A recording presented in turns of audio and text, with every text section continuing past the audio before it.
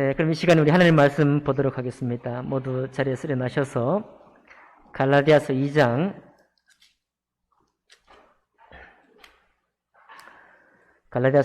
우리 11절부터 21절까지 말씀을 교독으로 봉독하겠습니다. 갈라디아서 2장 11절은 303쪽가량에 있습니다. 제가 먼저 읽겠습니다. 게바가 안디옥에 이르렀을 때에 책망받을 일이 있기로 내가 그를 대면하여 책망하였노라.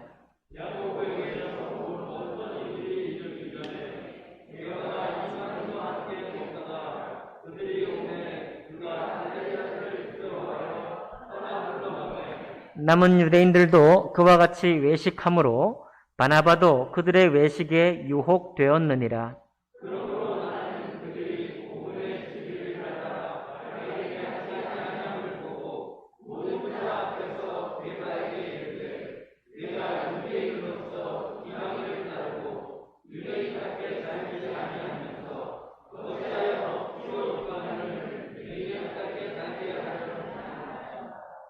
우리는 본래 유대인이요 이방 죄인이 아니로되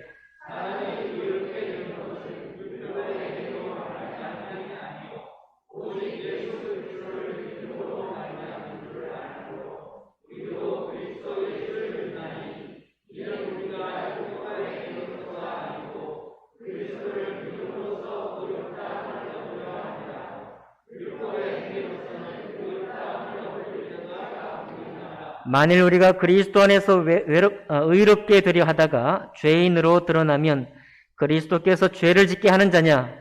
결코 그럴 수 없느니라.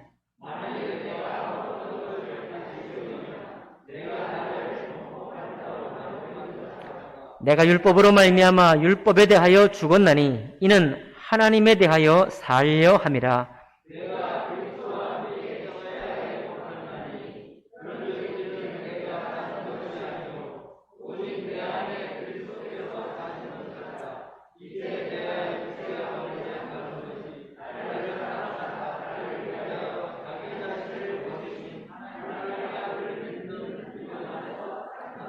함께 읽습니다. 내가 하나님의 은혜를 패하지 아니하노니 만일 의롭게 되는 것이 율법으로 말미암으면 그리스도께서 헛되이 죽으셨느니라. 아멘. 말씀과 예배를 위해 기도하겠습니다. 살아계신 하나님 아버지, 오늘 저희가 드리는 예배를 통해서 주님이 우리에게 베푸신 그 은혜를 높이 찬양하며 주님의 영광을 함께 나누며 우리 마음에 축복이 될 수 있도록 인도해 주옵소서. 그렇게 하실 주님을 찬양하며 예수 그리스도 이름으로 기도하옵나이다. 아멘. 자리에 앉으시겠습니다. 오늘 읽은 말씀을 본문으로 해서 하나님의 은혜 그리스도라는 제목으로 말씀 나누겠습니다.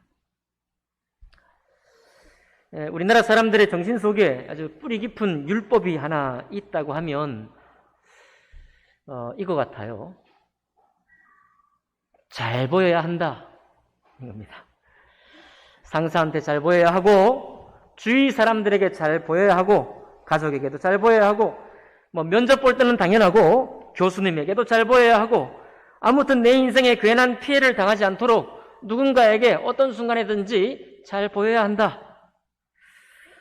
이런 마음이 우리 한국 사람들에게는 대단한 율법같이 느껴집니다.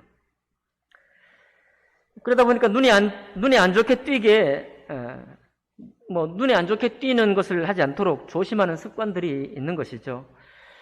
또 한국 문화의 특징이 체면 문화 아닙니까? 체면 문화. 체면도 차려야 되죠. 처신도 잘 해야 되니까 아무튼 잘 보여야 한다. 이런 알게 모르게 어떤 강박이 있는 것 같습니다. 이게 얼마나 깊이 뿌리 박힌 생각인지 하나님께도 나와서 잘 보여야 한다라는 생각을 은연중에 할 수도 있는 것 같습니다. 물론 정상적인 신앙의 추구, 정상적으로 은혜 받고 은혜 안에서 주님을 닮아야 되겠다라고 하는 마음으로 신앙적인 추구하는 것, 그것은 좋은 것입니다. 그러나 하나님께 뭔가 잘 보여야 한다라는 생각 때문에 하는 것은 결이 다른 거죠. 그런데 이런 것이 우리나라 사람들에게만 있는 것 있지 않고 유대인들에게도 있었고요. 특별히 성령 충만했던 사도들에게도 이런 생각이 쉽게 그 마음을 차지하는 것을 보게 됩니다. 오늘 사도 바울, 정말 누가 봐도 놀라운 사도고, 사도 베드로, 누가 봐도 놀라운 예수님의 수제자인데 이 두 사람이 충돌하는 장면이 나옵니다. 뭐 때문에 충돌하냐? 의견이 달라서가 아니라 11절 보니까 게바는 반석이라는 말이고 곧 베드로를 말하는 거거든요. 베드로가 안디옥에 이르렀을 때, 예루살렘에서 사역하던 베드로가 그 북쪽 안디옥으로 올라와서 안디옥에 이르렀을 때 책망받을 일이 있기로 내가 그를 대면하여 책망하였노라 그랬습니다. 대면하여 책망했고 공개적으로 많은 사람 앞에서 사도 바울이 사도 베드로를 책망한 거예요.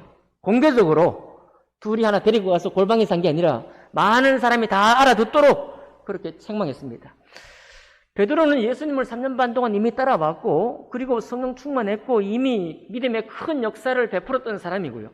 사도 바울은 맨 나중에 난자 같은 아주 그 못된 짓을 하다가 주님의 은혜를 받고 사도가 되었습니다. 그런데 이 새파란 사도가 이제 믿음의 연조가 깊은 베드로 사도를 공개적으로 지금 책망을 하고 있는 것입니다. 왜 그러냐 하니까 딱 이유가 하나죠. 이 12절에 이유가 나와 있습니다. 야고보에게서 온 어떤 이들이 이르기 전에 게바가 이방인과 함께 먹다가 그들이 오매 그가 할례자들을 두려워하여 떠나 물러갔다. 뭐 사건이 큰 것도 아닙니다.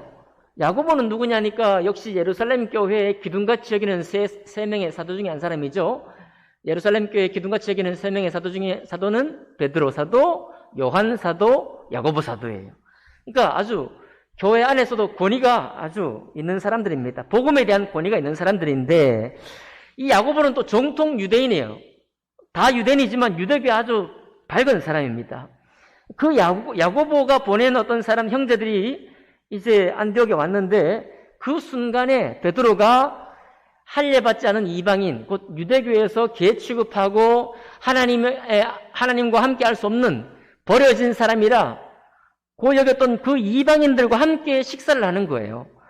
그 식사를 하면 되는데 원래 유대교 율법에는 식사할 수 있게 돼 있어요? 없게 돼 있어요? 없게 돼 있거든요. 부정타는 겁니다. 우리가 생활 가운데서도 몸에 냄새가 나거나 아니면 조금 이렇게 그런 분들하고 같이 하기가 좀 꺼림이 되는 것처럼 신앙적으로, 종교적으로 볼 때 흠이 있는 사람, 우리가 재물을 드리지 말라고 그랬잖아요. 흠 있는 재물을 드리지 말라고 그랬잖아요. 마찬가지입니다.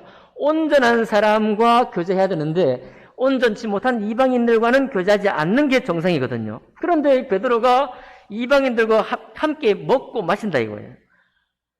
그런데 이 베드로 마음속에 어떤 생각이 있는가 하면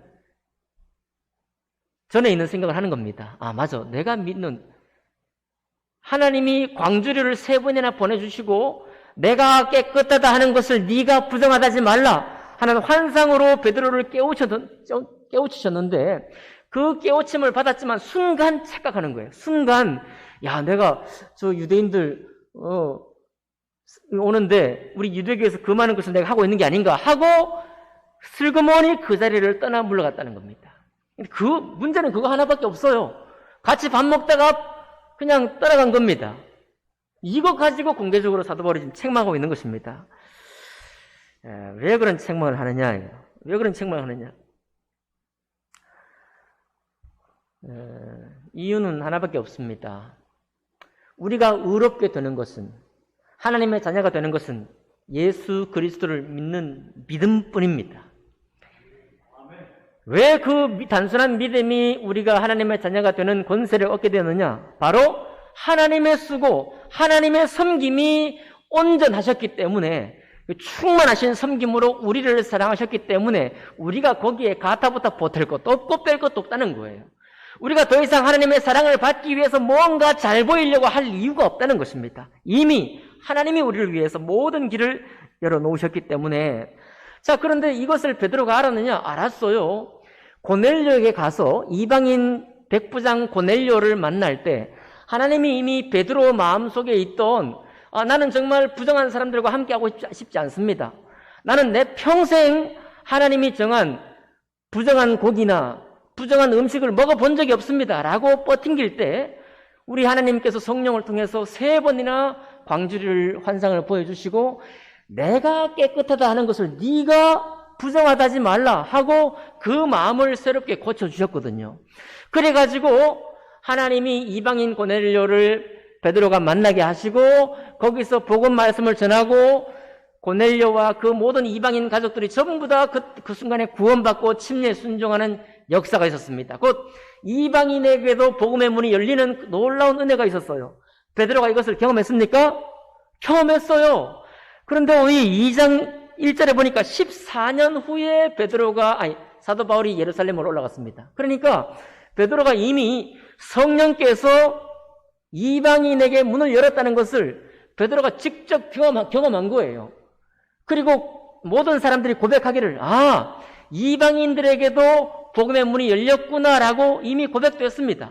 그런데 얼마나 우리의 뼛속 깊이 박혀 있는 건지, 우리 유대교회 사람들의 마음속에 얼마나 그리스도인 되고 난 이후에도 이전 종교적인 습관이 뼛속 깊이 박혀 있는지 잠깐 착각이 되는 거예요. 잠깐 그 생각을 하는 겁니다.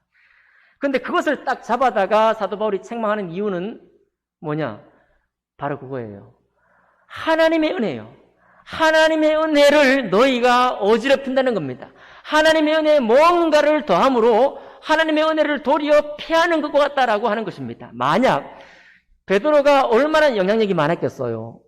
교회의 기둥이었으니까요. 그리고 예수님의 수제였으니까. 베드로도 그런 행동을 한다고 하면 예수 믿고 복음의 은혜를 누리는 많은 사람들이 따라갈 거 아니에요. 어떻게 따라갑니까? 여기서는 우리도 할례를 받아야 되는구나. 유대인들이 하나님의 자녀가 되는 표식이 할례였거든요. 그 포피를 배워서 이제부터 너는 나와 언약 맺은 백성이다라는 것을 확인해주는 표시였습니다. 이방인은 그럴 이유가 없죠. 그런 계약이 없으니까, 그런 언약이 없으니까 이방인에게는 할례가 없습니다. 그런데 할례 받은 유대인이나 할례를 받지 못한 이방인이나 하나님의 자녀가 되는 권세는 어떻게 얻어진다고요? 예수 그리스도를 믿음으로 얻어지는 것입니다. 그런데 다 믿고 잘 믿고 이제 예배를 드리고 있는데 베드로가 그런 행실을 하니까 이거 우리가 믿는 믿음으로만 안 되는가 보다. 믿음은 생각인데 생각만으로는 안 되는가 봐. 행동을 해야 될 것 같아. 우리가 할례를 받아야 온전하게 하나님의 자녀가 될 수 있을 것 같아 라고 뭔가 잘 보이려고 하는 행동을 한다 이거예요. 그러니 이렇게 되는 순간 그리스도의 은혜는 폐하해지는 겁니다. 하나님의 은혜는 폐하해지는 거예요. 그것을 사도 바울이 알고 있기 때문에 공개적으로 이 대사도를 책망하는 거예요. 우리 마음이 뜨끔하지 않습니까? 목사님을, 많은 사람 앞에서 목사님을 책망하는 거 똑같습니다. 성도님 중에 한 분이. 이유는 뭐냐? 목사님을 무너뜨리기 위해서가 아니라 하나님의 은혜를 온전히 세우기 위해서요. 하나님의 은혜가 은혜되기 위해서 지금 이런 책망을 한다라는 것입니다. 참 우리 옛날에 그런 이야기가 많이 있었습니다. 얼마나 사람들이 하나님 앞에 잘 보이려고 하는 의식이 있는가 하면 이제 어떤 나이 드신 분이 교회를 통해서 은혜를 받았어요. 아직은 예수님 모르고 내가 교회를 통해 은혜 받았으니 이제 이 은혜를 갚아야 되겠다. 은혜를 갚아야 되겠다 생각으로 1년 동안 예배를 드린 거예요.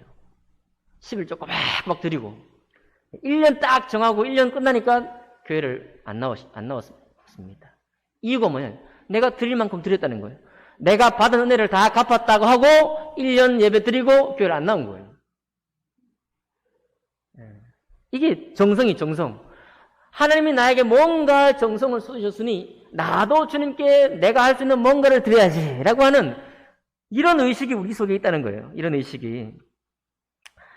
사실 여러분, 우리가 하나님 말씀을 아는 사람으로서 하나님의 말씀에 우리가 충실히 반응하려고 하면 정말 얼마나 열심히 해야 되겠습니까? 마태복음 여러분 요즘 신약 읽고 계시나요? 마태복음 5장부터 7장까지는 산상수훈입니다. 그 산상수훈의 말씀을 한마디 한마디 뜯어보고 지킬 것 같으면 정말 큰일 날 것 같아요. 숨도 못 쉴 것 같습니다. 내가 이걸 다 지켜야만 하나님이 나를 받으시겠다라고 만약에 생각한다면, 그리고 하나님이 얼마나 우리를 속속들이 아셔요. 우리를 속속들이 아시는 주님이 우리를 감찰하고 계시다, 보고 계시다 라고 생각하고 막 이거 다 지켜야지 라고 생각한다면 숨도 못 쉴 것 같아요. 여러분 그렇지 않겠습니까?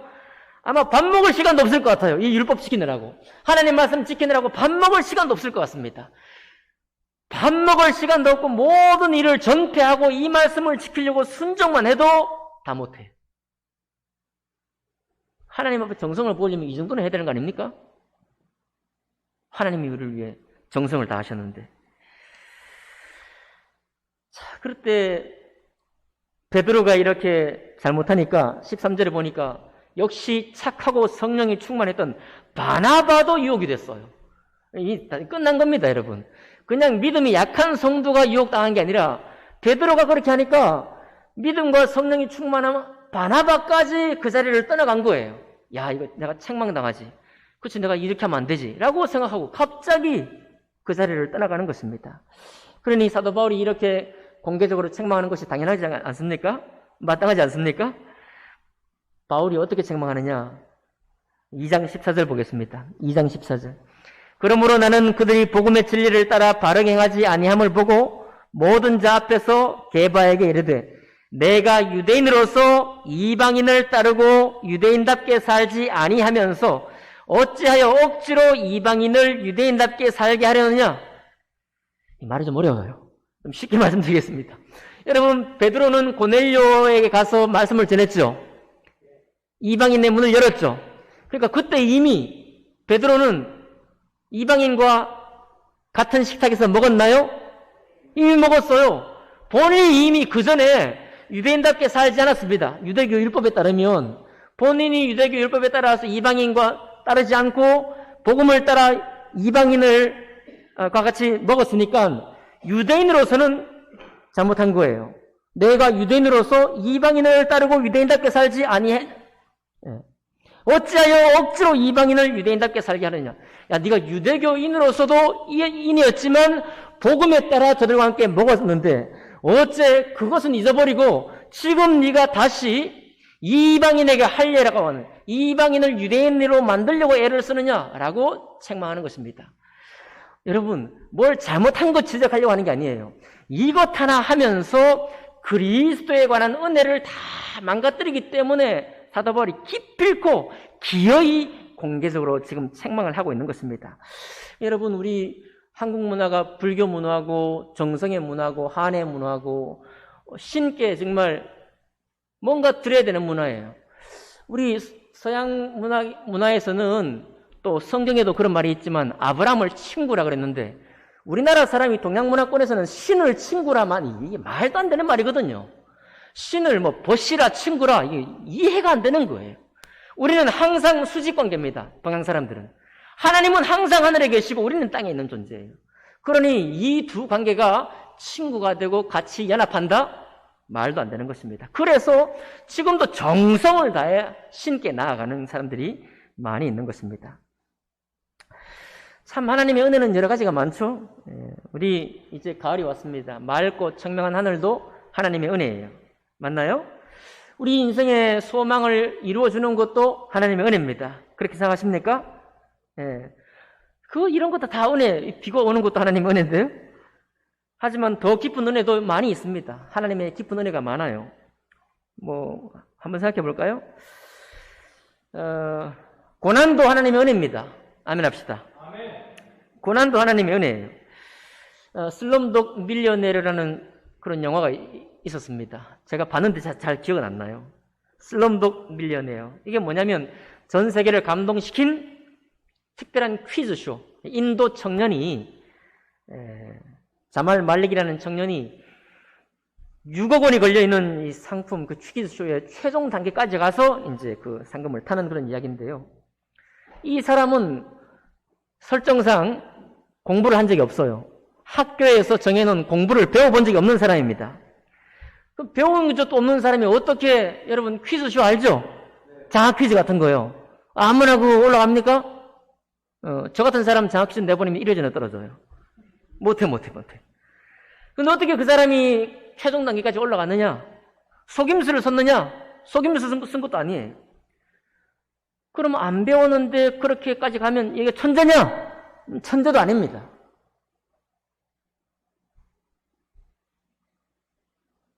설명이 뭐냐면 그건 운명이었다요. 근데 뭔 운명이냐?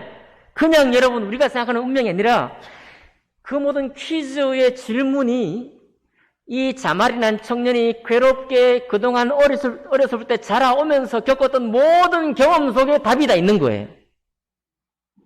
이해되시죠? 네. 내가 고생한 거, 힘들었던 것 속에 그 문제의 퀴즈에 답이 다 있는 겁니다. 그러니까 운명이라고 말하는 거예요.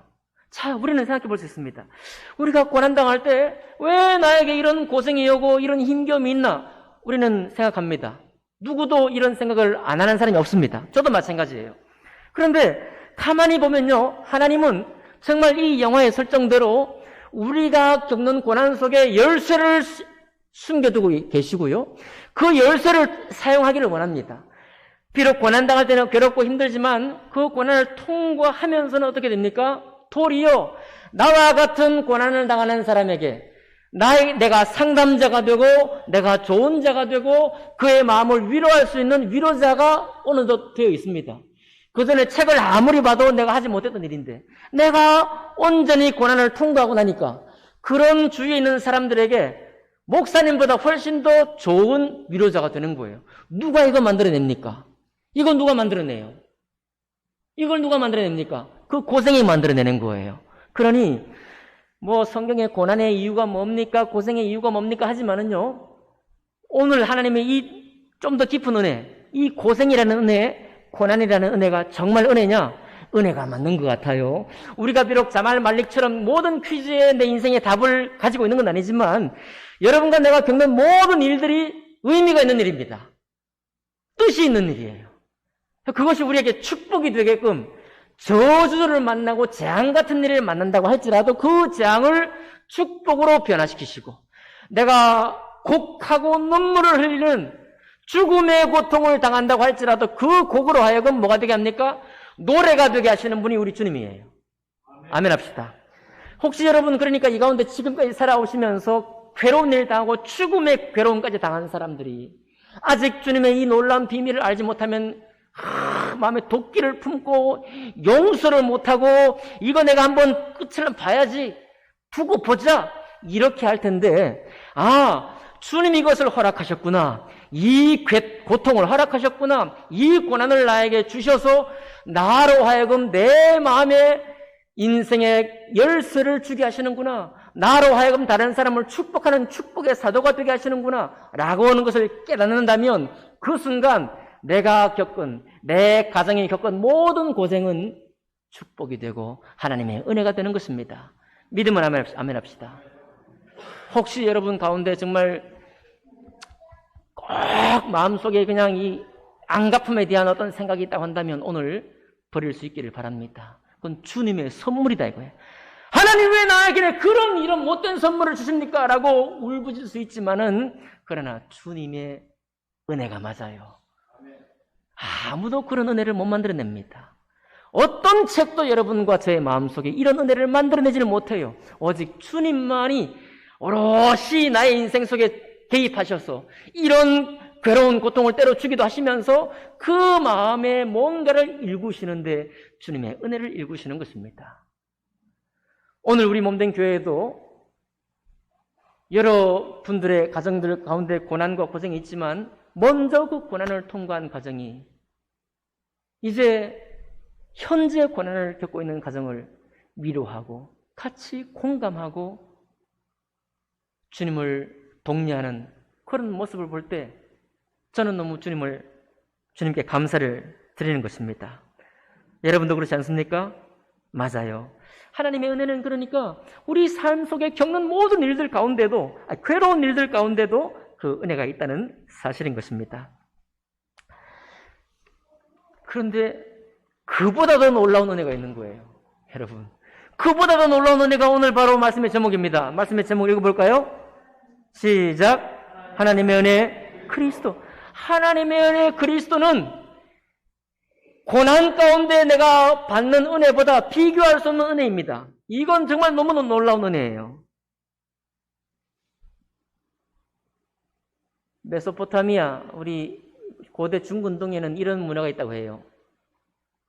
대리왕을 세우는 그런 문화가 있다고 합니다. 사실 여러분, 인류의 역사는 종교의 역사입니다.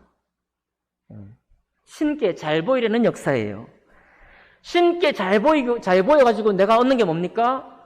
나에게 올 복은 내가 꽉 붙들고 나에게 오려고 준비하는 재앙은 어떻게든 비껴가게 하려고 신께 잘 보이는 거예요. 모든 인류의 역사 속에는 이런 종교가 있습니다. 그런데 고대 중근동에 대리왕이라는 제도가 있어요. 대리왕. 왕을 대신해서 세운다 이거예요. 이 뭐냐면은 지금 현재 왕이 뽑혔어요. 왕이 뽑혔는데 천기를 주관하시는 분은 왕이 아니잖아요. 신이 주관할 텐데, 그러니 몰라. 이 왕이 어떤 어려움을 당할지, 어떤 괴로움을, 재난을 당할지 모릅니다. 그러니까 어떻게 해요?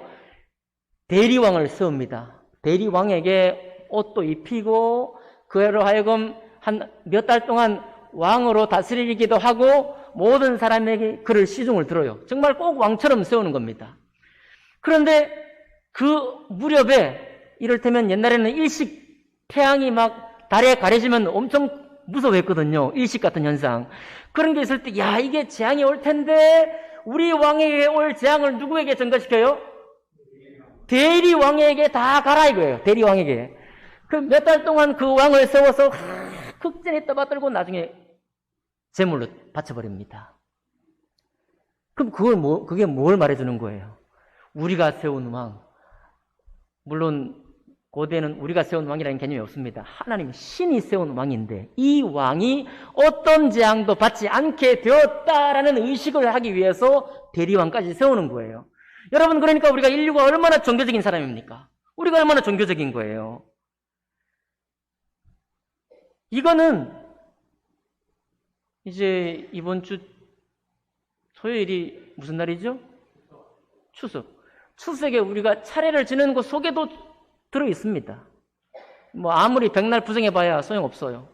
차례를 지내는 것이나 제사를 지내는 것은 조상신을 섬기거나 아무튼 신을 섬겨서 우리가 받을 복을 받고 혹여나 내가 잘못 섬겨서 우리 집에 떨어질 재앙을 비껴가려고 드리는 거거든요.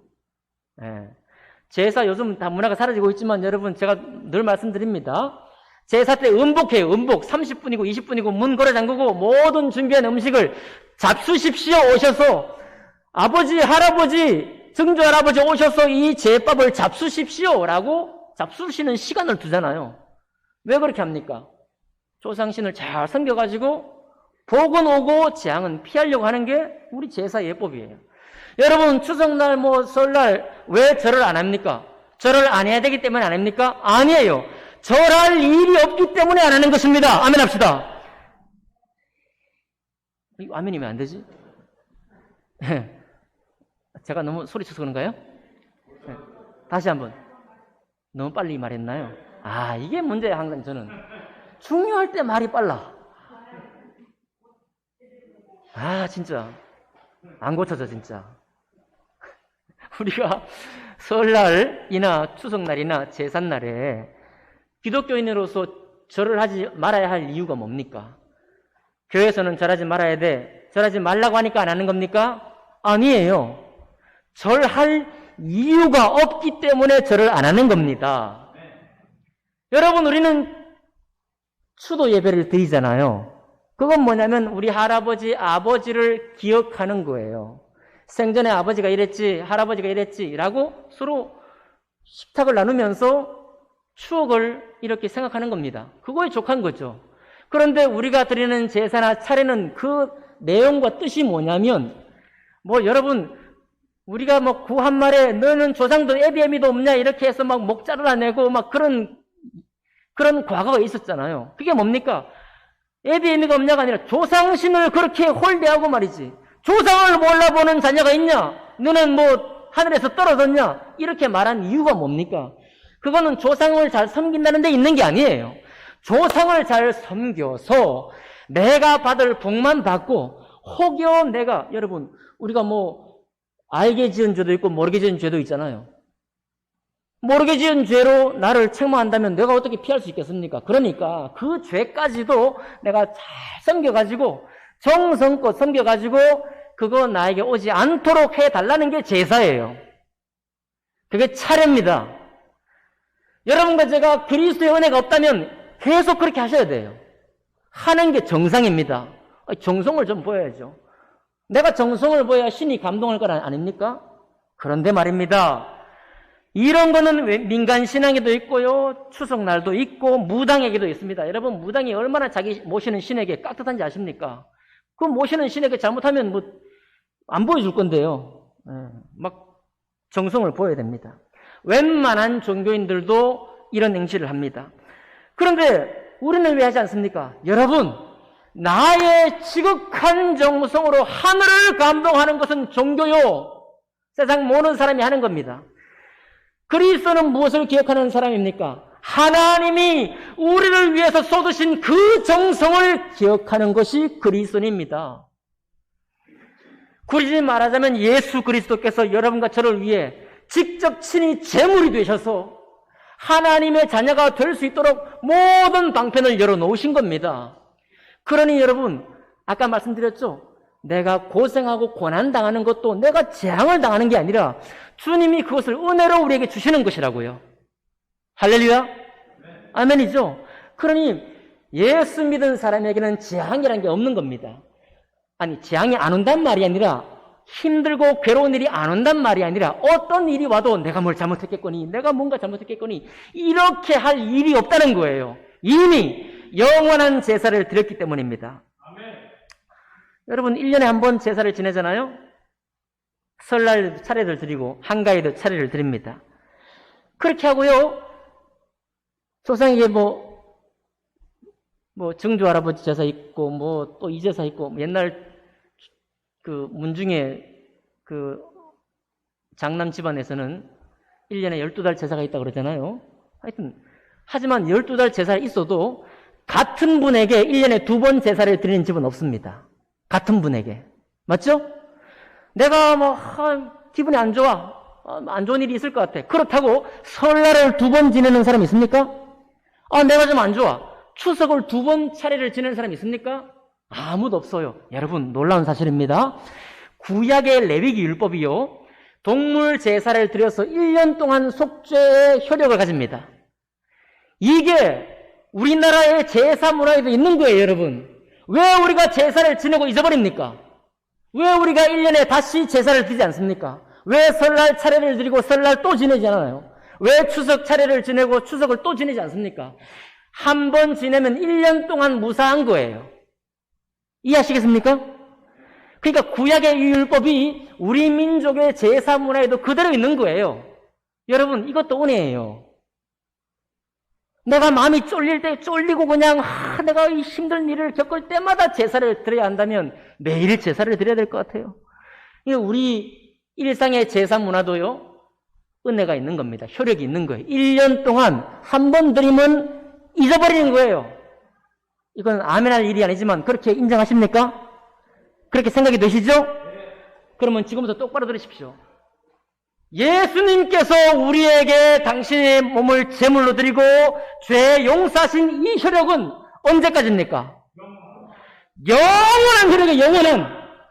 오늘도 내년도 내후년도 내 살의 생전에 내 죽은 이후에도 영원한 효력이 적용되는 것이 예수님의 제물이요, 예수님의 십자가요, 그분의 죽으심이요, 그분의 다시 살으신 부활인 것입니다. 그러니 여러분, 1년 동안의 첫 제사를 드리고 편안하게 있는 것과 똑같아요. 예수 믿었습니까, 여러분? 예수 믿고 예수님의 은혜를 받았습니까? 그러면 그 은혜는 언제까지 가는 거예요? 죽을 때까지 영원히 은혜가 가는 겁니다. 그래서 한 번 믿으면 구원은 끝이에요. 아멘 합시다. 아멘. 예수 그리스도의 은혜를 한 번 시인하면 영원히 시인하는 거예요. 아멘.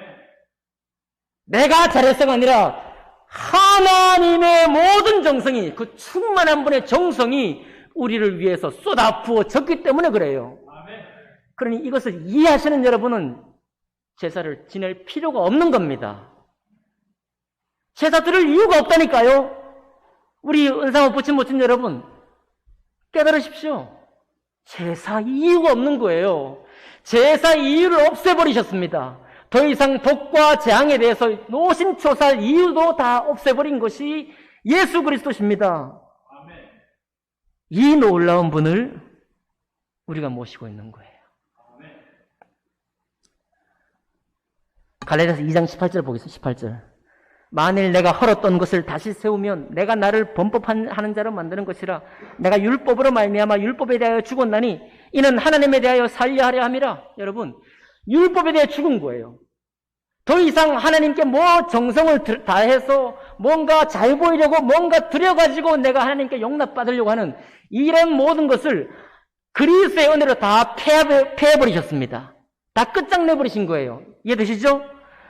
다 끝장낸 걸 다시 세우는 거야. 할례를 받으려고 하는 거는. 여러분, 예수 믿고 온전한 은혜를 받은 사람이 제사를 드리는 거는 하나님이 헐어버린 거예요. 신이 헐어버린 것을 내가 또 세워서 신께 나아가는 것과 똑같다는 겁니다. 너무 어리석다는 거예요. 그렇게 할 일이 없다는 겁니다.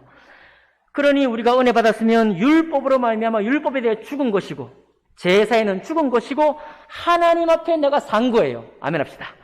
하나님 앞에 내가 산 거예요. 그때 그 순간에 내가 그리스도와 함께 십자가에 못 박혔나니 잘 보려고 했던 것 온갖 정성으로 주님 앞에 공감하고 주님과 연합해야 되겠다고 했던 이 모든 생각은 십자가에 다 못 박히는 겁니다. 다 못 박히고 오직 여러분과 제 지역에 남는 것은 주님의 은혜예요. 가만히 생각해 보시면 믿기지 않는 겁니다. 도대체 사람이 무엇이고 한데요. 시편에 다윗이 이 노래를 지은 이유가 이제 깨달아지지 않습니까? 도대체 내가 뭐라고요? 도대체 내가 얼마나 똑바로 살았다고? 도대체 내 인생이 뭐라고? 하나님이 운명까지도 나를 바꾸시고 재난과 고생도 더 이상 나를 올가매는 짐이 되는 것이 아니고 내가 무언데 하나님의 축복을 믿는 순간에 다 받는단 말입니까? 내가 뭔데 말입니까, 여러분? 여러분 뭐 열심히 하신 게 있습니까? 뭐 우리가 뭐 살아가면서 열심히 농사도 짓고 열심히 공부도 하고 때로 열심히 일도 하겠지만 신에게 받아들여질 만큼 열심히 한 게 뭐 있냐 이 말입니다. 다시 말씀드려요.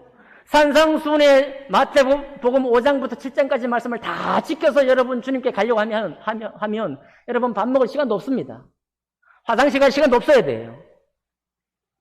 우리를 올가매는 겁니다. 꼼짝 못하게 올가매는 거예요. 그런 율법된 삶에서부터 그 모든 율법을 주님이 다 헐어버리시고 예수 그리스도만을 믿는 믿음으로 어떻게 해요? 이제는 내가 사는 것이 아니야. 오직 내 안에 그리스도께서 사시는 것이라요. 하나님의 은혜가 내 안에 계신다 이 말입니다. 내가 뭔 일을 하든지 간에 내가 어떻게 살았든지 간에 말입니다. 나를 위하여 자기 자신을 버리신 하나님의 아들을 믿는 믿음 안에 사는 것이라 이거예요. 좀 쉽게 가봅시다. 여러분 회사의 상사가 회사 직원에게 뭘 원할까요? 일 잘하고 뭐 나한테도 잘 보이려는 직원 있으면 속으로 기특할 수는 있겠죠. 그런데 여러분 대부분의 그런 사람들은 부담스러운 사람이에요. 일은 일이고 사람은 사람으로 만나야지 뭔가 나에게 잘 보이려고 하면 상사 생각이 어떤 생각이 들겠어요? 야, 얘가 이렇게 나한테 잘 보이는데 내가 뭔가 해줘야 되겠지. 이런 부담이 있지 않겠습니까? 아니 뭐 자기 지혜로 자기 안목이 좋아가지고 상사가 미처 생각하지 못한 것까지 일을 척척 잘해. 그러면 정말 예쁘죠. 멋지죠. 예? 근데 그게 아니라 잘 보이려고 말입니다. 하나님께 잘 보이려고 뭔가를 한다고 한다면 주님이 얼마나 부담스러워요. 이미 다 준 것도 잊어버리고 깨닫지 못하고 은혜를 다 부어주신 것을 깨닫지 못하고 다시 은혜를 살려고 하나님의 환심을 살려고 애를 쓴다고 하면 주님이 얼마나 안타깝겠느냐라는 것입니다. 갈라디아서 2장 18절 말하고 있습니다. 내가 헐어버린 것을 다시 세우면 나는 나 스스로를 범법자로 만드는 것이라. 21절 다음 읽어봅시다. 21절 시작.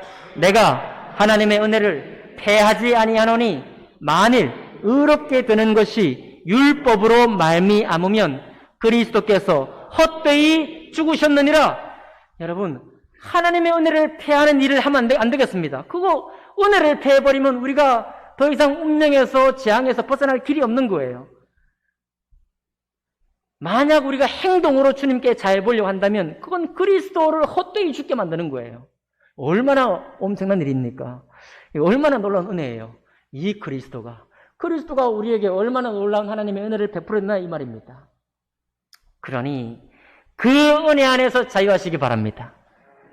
그 은혜를 묵상하고 생각할 때 그때는요, 은혜가 내 안에 일하기 시작하는 거예요. 잘 보이려고 내가 신앙생활을 하는 게 아니라, 우리 한국 문화니까 좀 잘 보이고 싶은 마음은 그걸 정죄하려고 하는 생각이 아닙니다. 좋죠.